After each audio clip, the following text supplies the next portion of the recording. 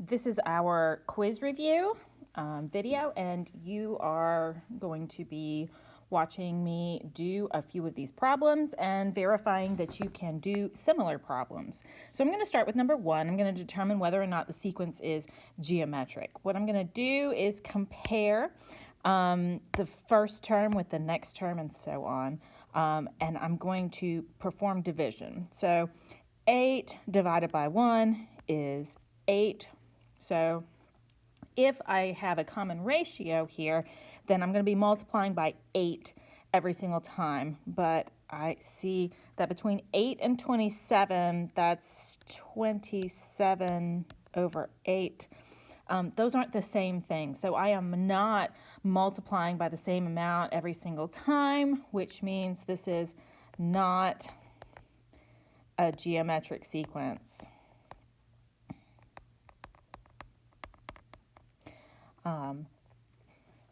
And that's how you find out whether or not it is. Now, if I am multiplying by the same thing, it's called the common ratio that I'm multiplying by. And if I multiply it by every time to get from one term to the next, then it is a geometric sequence. Given that the sequence is given, find the first term and R. That's what A1 is. A1 represents the first term and R represents the common ratio. So we are first going to find the first term. It's very easy. They tell it to us. So A1 for this is 16. I'm going to write it better. All right, and R, the common ratio, I'm multiplying by the same term every time. Be careful when we've got these negative sequences. Here it goes back and forth between a positive and a negative number, which means I'm multiplying by a negative number.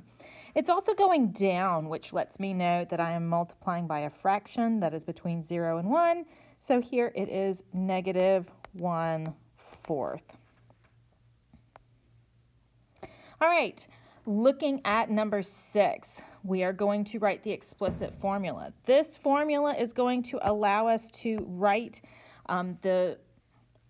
substitute whatever term number that we want into the formula to find whatever desired term that we want. So we don't have to find the middleman terms in order to reach the final term that we are after. So we start with the first term, and we multiply it by our common ratio R every single time.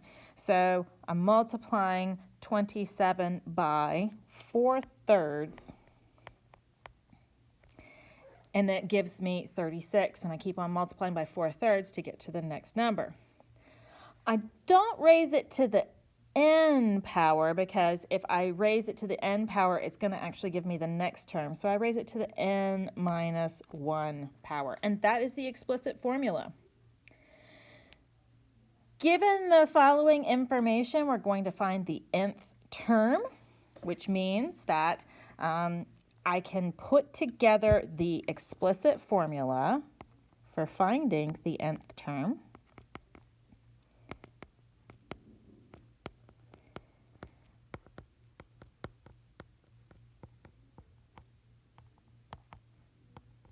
And then when I substitute 6 into the formula and type that into my calculator, I'm going to get the 6th term. And I find that A6 is 24. Okay. Looking at the following series, I'm looking at number 10 right now. We want to find the sum. Make sure you understand this notation. When I see this sigma here, it means the sum of. When I see that it goes from k equals 1 to 7, that means I want the sum of the first 7 terms. So it's going to help for you to use the correct formula. I want you to notice that I've given you all the formulas at the top here. For this problem, I'm going to use this. This is the sum of a finite sum or a limited sum, not an infinite sum. I'm going to use that formula for finding our sum.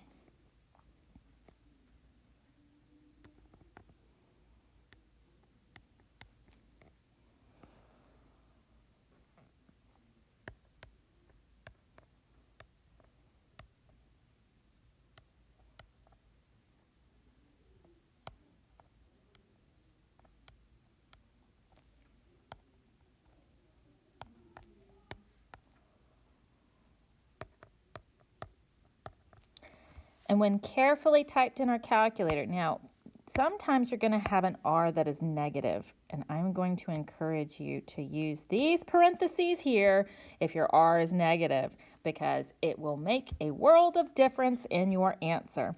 But when I type this in, I'm going to find the sum of the first 7 terms in this series, which is 27,305. All right, going backwards, we can set up our formula, like in number 15, for what goes where. I know that the sum of the first n terms is 5,115. I don't know what the first term is, but I do know my common ratio, and that I'm adding up 5 terms, which means I can solve backwards and simplify to find that the first term of this series is 15.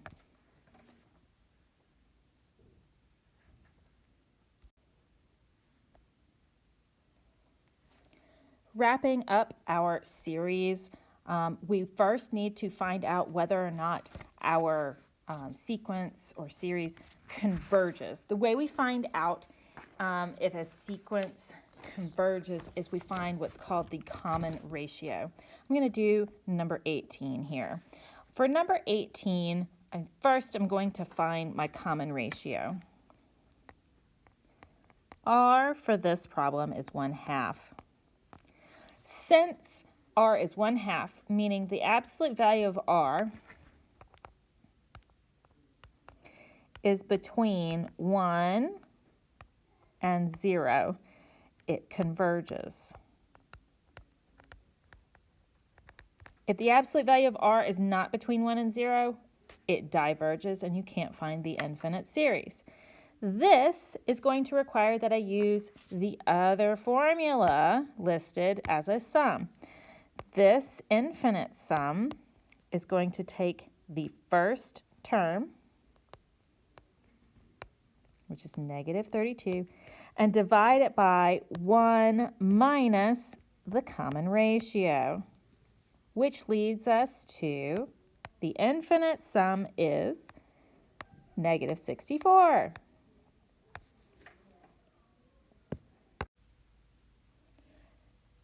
Number 20 has us working out our answers in context of a situation. So I'm going to look at how accidents are increasing by 6% each year on a certain highway. If there were 700 accidents last year, how many accidents will occur 8 years later? So this I should be able to see as a geometric sequence. So I want to find A8, meaning I want to know a value, the 8th term. I want to find what A8 is. Using the formula AN equals my first value here. My first value is 700, and each year it goes up by 6%. So a lot of times people will confuse that rate. They're going to say that the rate is 0.06. That's not going to add 6% to 700 each year. It's actually 1.06. That will add 6% each year, and I raise it to the n minus 1 exponent. So 1.06 is my R, And if I substitute 8n for n, I will get 1052.54, so about 1053 according to appropriate rounding. What is the total number of accidents over a 10-year period? Well, that means I want a sum. So I'm going to use the sum of the first 10 terms using my formula. Take my first value, which is 700, 1 minus my rate of 1.06 to the n, all over 1 minus 1.06. When I calculate that all out, I find that S10 is 9,226.556. So about 9,227 is our answer here. Okay, let's do some piecewise functions. I'm going to work through 2 examples.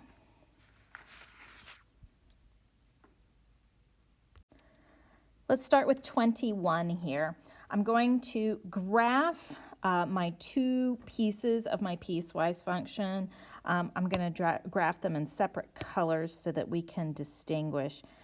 So my first function I'll graph in green, and my second function I'll graph in red so that we can see the difference between the 2.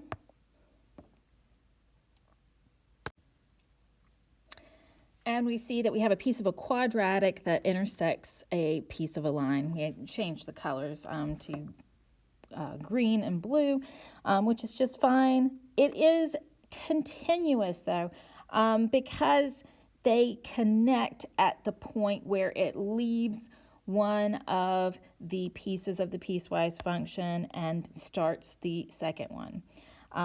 As far as evaluating at f of 3, f of -4, and f of -2, we put those x values into the appropriate piece of the piecewise function. We also notice for our domain and range that we have all our x values included in our domain of the piecewise function, which means our domain is negative to positive infinity.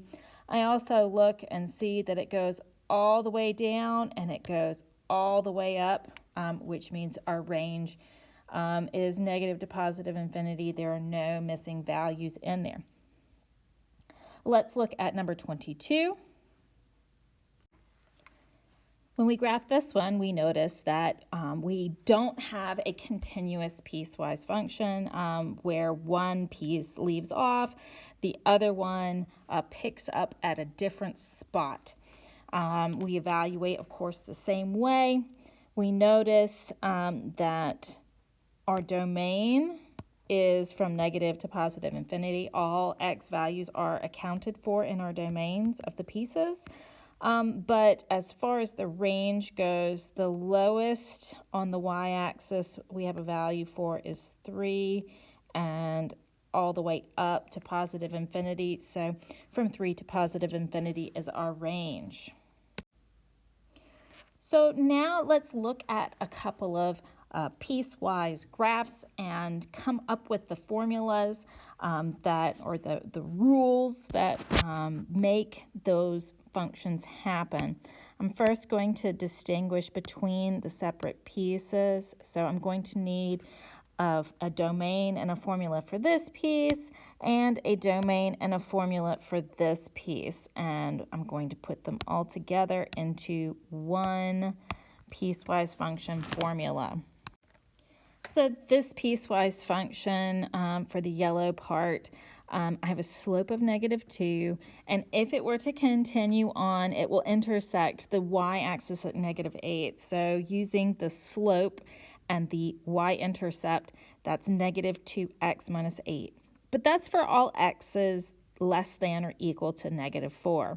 Our other piece of the piecewise function exists at -5, and it's -5 for all x values that are greater than 0. So this is our formula for number 26. I'm going to do another one, maybe 29. Let's look at that one. I've got 3 pieces to this one, so I'm going to have a rule that has a formula for and correct domain for each of these 3 pieces. Especially the blue piece was a little frustrating on this one because calculating that y-intercept, well, it wasn't a pretty number, but I can see rise over run. It rises 2 units for every run of 3 units. So I am able to calculate the formula for number 29. Our last parts are going to be absolute value functions and writing them as piecewise in addition to identifying all the nice little pieces of an absolute value function. So our vertex for number 30 is going to be HK, which of course H is opposite. So we're talking about -3, -4. That's going to be our vertex. Our axis of symmetry is going to be x equals the value of the value of h, which h is opposite still, so -3. And my right arm slope. This is where I'm going to look at either A or B or both if they exist. And there is no A or B here, so my right arm slope is 1. So for every run of 1, I'm going to see a rise of 1. Now that we've graphed that, we can look and create the piecewise equation for that absolute value function. I'm going to have 2 lines, and they're going to have opposite slopes of one another. The left arm has a slope of -1. The right arm has a slope of +1. I find the y-intercepts for both, and then note at the axis of symmetry, or the h value, is when it clicks over from one domain to the other. It won't matter if you do equals on one of them, both of them as far as the domains goes. You can pick one of them to put that on, or you can use both. They meet at the same point, so it's not like there is a different point here by including the equals -3 on both of my pieces of my piecewise function. But it does have to at least be there for one. I'll do this for one more problem. Let's look at number 32. The vertex is going to be or it's going to be HK. H, remember, is opposite. So -5, -1, that's going to be our vertex. The axis of symmetry is going to be x equals -5. It's going to be a vertical line that passes through that vertex. The right arm slope, I'm looking at A. Here I have an A, or B if it's there. I'm going to use that one. But here, my right arm slope is -2. All right. I'm going to use this to construct my absolute value graph and then make a piecewise function equation from that, or rule for that graph. And here we find that the graph creates us the ability to make a piecewise function for this particular graph. You can include the equals if your domain in one or both of your pieces of the piecewise function, but it has to be there for at least one of them. So the final type of problem, I'm going to look at number 34. I need to be able to construct a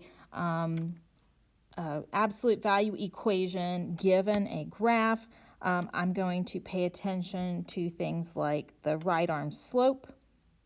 I'm going to pay attention to things like the vertex, and those things are going to give away A and H and K. The vertex here, I note, is at -3, +3. I also notice that the right arm slope is -1.